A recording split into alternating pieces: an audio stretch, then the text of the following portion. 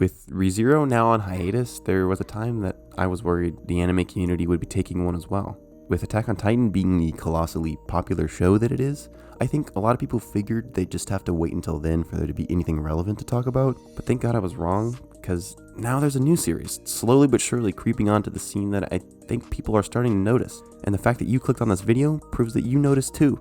What's up guys, my name's Bwucshot, and today, weebs, degenerates, and lolicons buckle up because we are going to be talking about the brand new shonen adaptation and why you absolutely need to be watching Jujutsu Kaisen.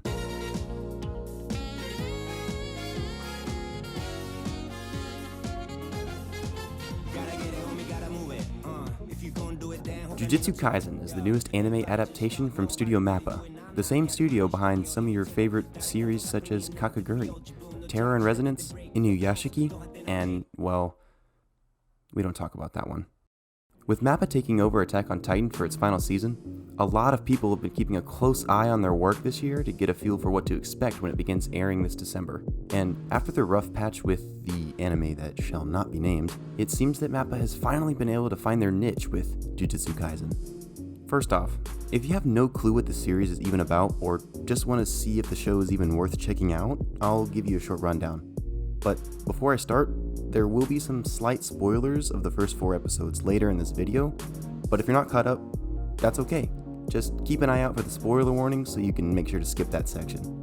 In the world of Jujutsu Kaisen, the negative emotions that exist in all human beings such as hatred, fear, and jealousy results in a force only known as cursed energy to leak from the bodies of humans. In areas such as hospitals, schools, and graveyards where these emotions are the strongest, cursed energy can come together and manifest into demonic beings called cursed spirits. Jujutsu sorcerers are the only line of defense between these curses and the human world. Highly skilled fighters whose only goal in life is to hunt down and kill these creatures as a way to protect humanity.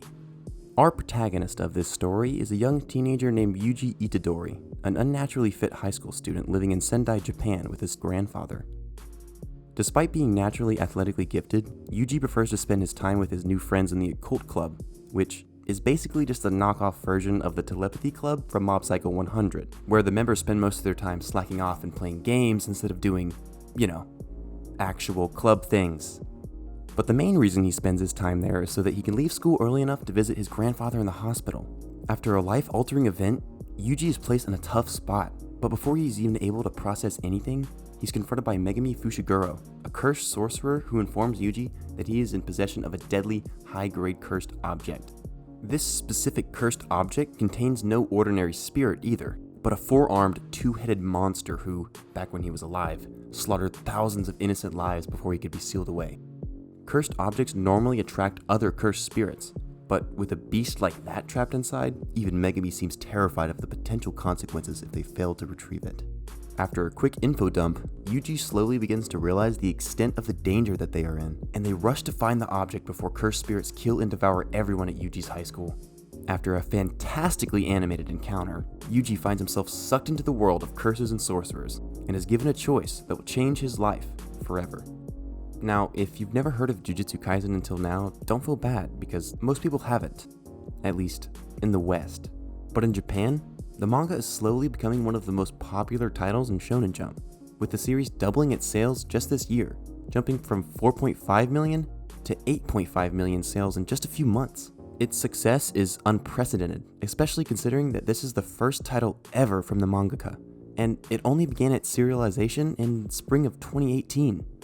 Needless to say, Jujutsu Kaisen seems to have a lot of potential as long as Mappa can nail the adaptation, which, so far, they're definitely on the right track. The style of the animation is extremely clean and aesthetically pleasing, and the overall vibe of the show feels very dark and mature, which is something that you don't get very often when it comes to shonen series. But don't worry, there's still plenty of that good old shonen slapstick comedy sprinkled in, but it's toned down enough to where it doesn't really take you out of the show.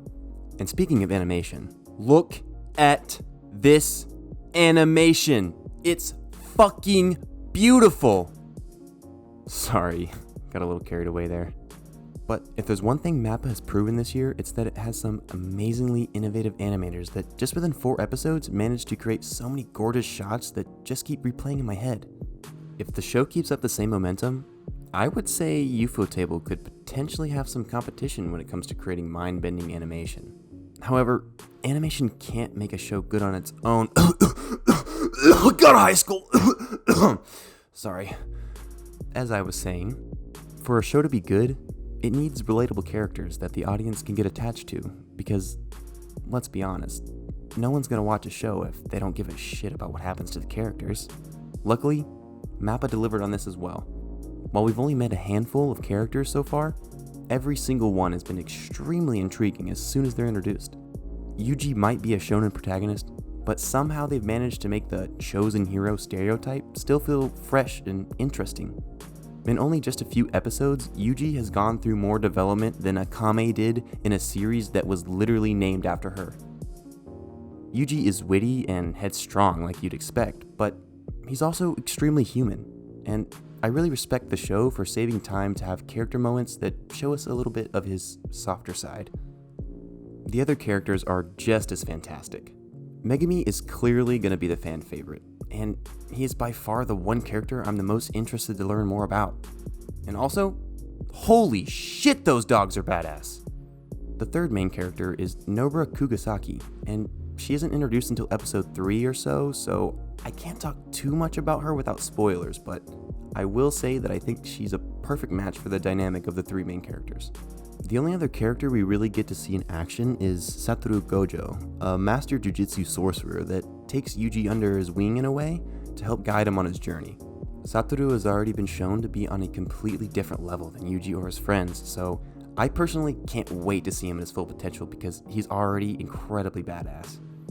That's about all I can say without going into too much depth, so I'm about to jump into spoiler territory. But if anything I've said sounded interesting to you in the slightest, definitely close out this video and go start episode 1 right now. But if you're caught up, like me, or just don't really care about spoilers, then stick around. In the first episode, Yuji ends up swallowing the cursed object to gain power, but the curse in the object known as Sukuna possesses his body as a result. But thanks to his protagonist status, Yuji is somehow able to take back control of his body at will. And then, after a badass display of skill and a little bit of ass kicking by Satoru, he tells Yuji that they're going to have to kill him, because now that they've merged bodies, the only way to kill Sukuna effectively is to kill Yuji as well. Unless Yuji agrees to help them collect the rest of the cursed objects that are possessed by Sukuna. And since obviously there would be no anime if Yuji rejected the offer and just died on the spot, he decides to help them hunt down and collect all the parts of Sukuna. And that is where the journey of Jujutsu Kaisen begins. Episode 2 and 3 act as a little bit of world building, and while still very, very good, not much happens other than the introduction of Nobara, but in episode 4, the group goes to fight their first curse assignment, and they come in contact with another special grade curse. This episode blew me away, and it honestly is what sold me on the show. Throughout the first 3 episodes, Yuji is very casual and nonchalant about everything he's being told about curses and jujitsu, and he seems to think of himself as someone who can just get anything done if he puts his mind to it. His goal to make sure everyone gets a proper death is an honorable one, but also a foolish one. And in episode 4, Yuji finds out just how much he's in over his head. After getting his arm sliced off, Yuji is beaten to a pulp and forced to come to the realization that he is powerless to honor his grandfather's dying wish to save people. And when he started to cry, I really felt for him, but I was also glad at the same time. A common gripe I have with anime protagonists, especially those from shonen, is that they always seem to use the power of their drive or their passions or their friendship to help them win at the end, which to me seems like lazy writing just to get the main character to the next arc alive. I was really scared for a bit that Jujutsu Kaisen was about to do the same thing, but it didn't. Yuji tried to fight his way out, but he came to the sad realization that no matter how driven he was, no matter how angry he was, no matter how much he fought, he was still not enough.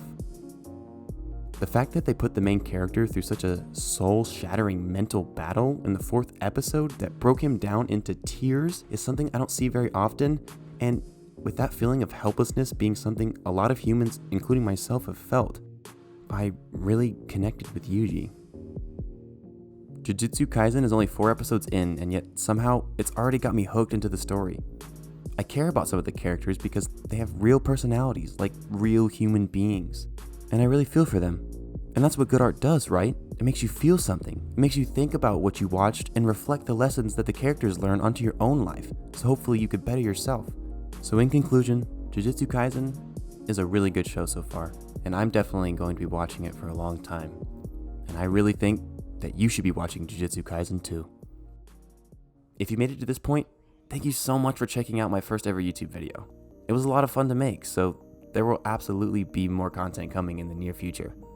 And if you didn't know, I host an anime podcast / YouTube show called the Baka Boys that you should definitely check out for more Jujutsu Kaisen talk plus much more.